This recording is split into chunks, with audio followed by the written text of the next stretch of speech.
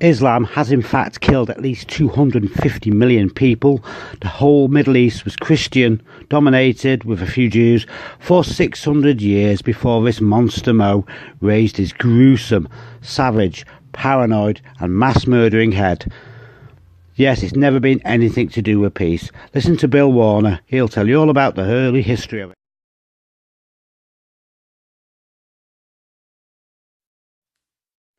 Whenever you're dealing with an apologist for Islam, or even a Muslim, and you bring up jihad, almost immediately they kick back to you, well, what about those terrible crusades? Why, they're the moral justification for jihad. I mean, we're just as bad as they are, so let's not talk about jihad, okay?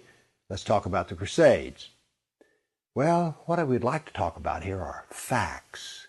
And it turns out I sat down and put together some work, and I created a database of some 548 battles that Islam fought, jihad battles against classical civilization. And these aren't even all the battles. It really doesn't say much about Africa and India, Afghanistan and all that. It's primarily the battles against the classical civilization of Rome and Greece. So, 548 battles is a lot, and it's too much to even comprehend.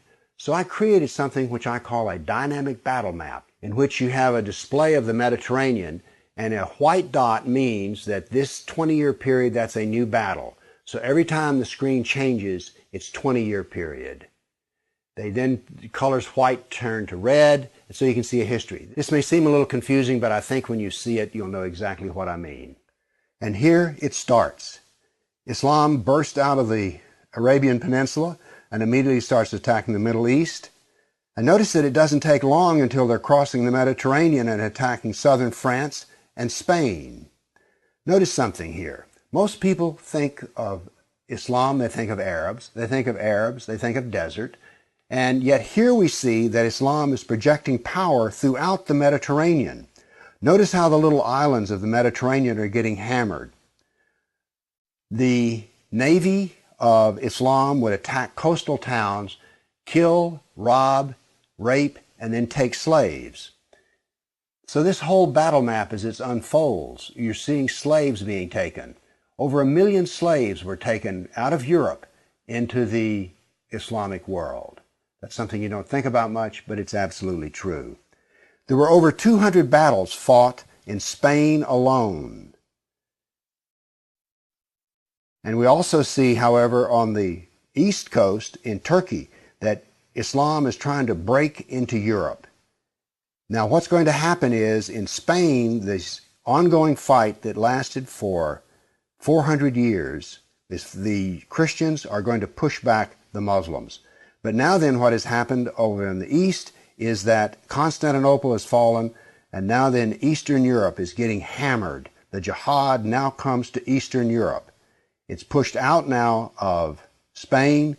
Northern Africa is now completely Islamic. The Middle East is completely Islamic. This is all jihad, relentless jihad. And why is it so relentless? Well, Muhammad was relentless in his jihad. And these people are good students of Islam, and so it's against the kafir, on and on. It was traditional that when the Sultan came to power, the brand new Sultan, he would immediately try to launch new wars, because he was going to be noted in his Islamic history as to how well he fought against the kafir. So that's what the jihad looked like over that time period, 548 battles. But remember, when you bring up jihad, people want to bring up the Crusades. So I also prepared a dynamic battle map of all the offensive raids of the Crusaders. Let's watch it and make a comparison. And so it begins. The Crusades enter into Turkey and the Middle East. Battles go on, but aren't there far fewer than you thought there might be? And here we go. The last battles are fought, and that is the end of the Crusades. So now then we can talk about some facts. Yes, there were Crusades, but notice they ended centuries ago, and jihad is being practiced today. Jihad has been with us for 1,400 years. There is no comparison between jihad and the Crusades, certainly not a moral comparison. And when you're looking at the Crusades, remember, in one sense, all of the Crusades were defensive wars. Why? Well, as we saw in the first jihad map, it was Islam that came out of Arabia and conquered the Middle East, a Christian Middle East. And so the Crusaders were trying to free their Christian brothers and sisters from jihad. So there's no moral comparison at all. The motivation of the Crusaders was to free Christians. The purpose of jihad is to enslave the kafir. So the next time you hear somebody talk about, oh, those dreadful crusades, you've seen some facts about the matter. Why don't you pipe up and tell them you know, you don't really know the matter?